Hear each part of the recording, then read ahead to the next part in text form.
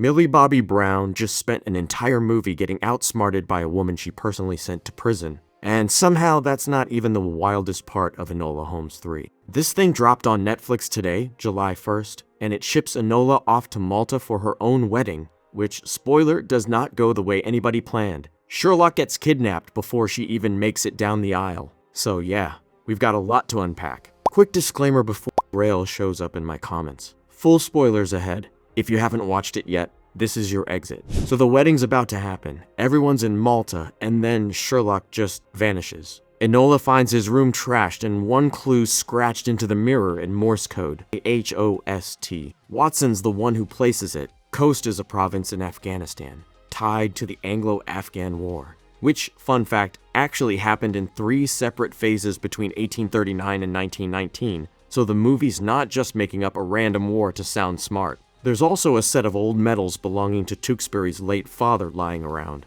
and that's really where the whole thing starts to snowball. One medal leads Enola to a soldier, Sergeant Smith, who gets gunned down right in front of her but manages to gasp out one word first. Wrath. That word, paired with a scrap of lace she'd found earlier, points her toward a woman going by Adeline Rathe, who then also gets shot by Moriarty in broad daylight. This movie does not let you catch your breath, honestly. It's structured more like a thriller than the cozier mysteries the first 2 films were doing. Here's the part that actually got me. Adeline Rathe was never a person. Wait, let me back up, because that sentence needs context or it sounds insane. The name was a decoy the whole movie. The actual reveal comes right at the very end when we see wreckage of a ship, and that ship's name was the Wrath of the Adeline. Rathe, Adeline, it's an anagram, basically hiding a shipwreck full of stolen Afghan gold in what looked like a woman's name the entire runtime. And Enola, for all her brilliance, completely misses it until the last possible second. I actually kind of love that they let her be wrong here. The first 2 movies leaned hard into Enola always figures it out,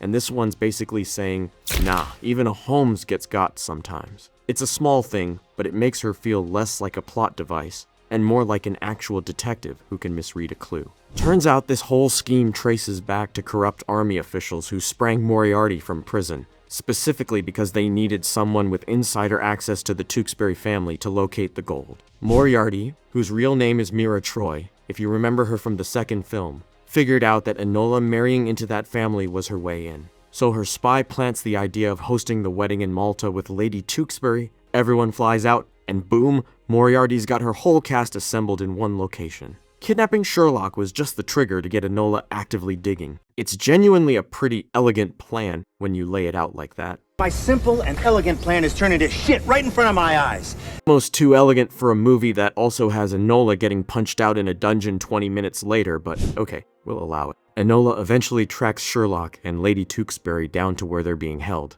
and Moriarty is just waiting for her. She beats Enola up right in front of Sherlock, and at first it plays like standard villain cruelty, but it's actually calculated. Moriarty wants Sherlock to snap. If he kills her in a rage, he goes to prison for murder and the Holmes name is basically finished. If he doesn't, she knows she'll eventually escape custody again and get to torment this family for around 3 or 4 or however many sequels Netflix greenlights at this point. Sherlock's got the gun on her. He's actually considering it, like seriously considering pulling the trigger, and it's Enola who stops him. Not because she's suddenly sympathetic to the woman who literally just choked her out, but because, in her words, a Holmes doesn't kill. That's the line. Simple, kind of old-fashioned, very with great power energy if you squint. But it lands because we've watched 3 movies of her defining what being a Holmes even means to her. No, and I feel like every Ending Explained article today is gonna open with that exact question.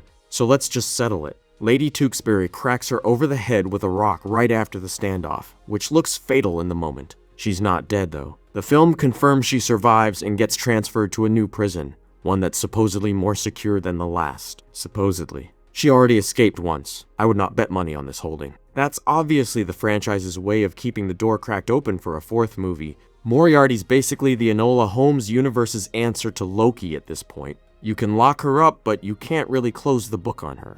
Once the gold's recovered and the corrupt officials get arrested, including Sergeant Sampson, who'd been covering for the whole operation, the movie circles back to the actual wedding. Enola's spent the whole film wrestling with the idea of losing the Holmes name by marrying into the Tewkesbury title. Tewkesbury solves that by renouncing the title himself. and going by his actual birth name instead, Ebony Gore, which, yeah, it's a funny name, I didn't write it. So technically, Enola never becomes Lady Tewksbury at all. She marries a guy with a name that sounds like a Bridgerton character's evil cousin, and everyone's happy about it. Philip Barantini directed this one instead of Harry Bradbeer, who did the first two. And you can feel it, this movie's noticeably darker. People actually die on screen this time, which wasn't really a thing in parts 1 and 2. Barantini's the guy behind Adolescence, so if you've seen that, the tonal shift here tracks. The ending leaves two threads dangling on purpose. Moriarty's still alive and clearly not done, and there's still an entire shipwreck's worth of gold sitting off the coast of Malta that nobody actually recovers all of. Netflix hasn't confirmed a fourth movie yet as of today,